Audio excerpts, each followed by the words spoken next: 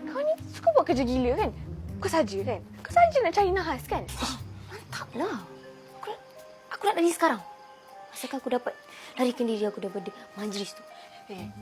Abang kau ada tak? Ni kalau abang kau ada, habis aku nanti. Sebab itulah aku nak lari sekarang. Kalau dia tu mampus aku.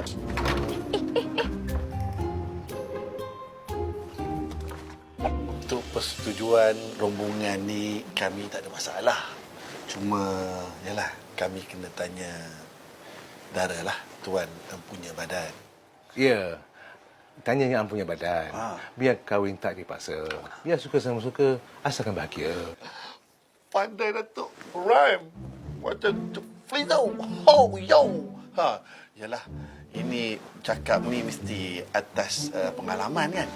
Alhamdulillah, kami berdua ni kahwin memang suka sama suka. Yolah kan. Sebab itulah Datuk dengan Datin berbahagia, dimurahkan rezeki selalu. Begitulah Mak Mina. Mak Mina silakanlah kalau nak tanya Dara. Yolah. Saya pergi tanya dulu. Tak diri dulu ya.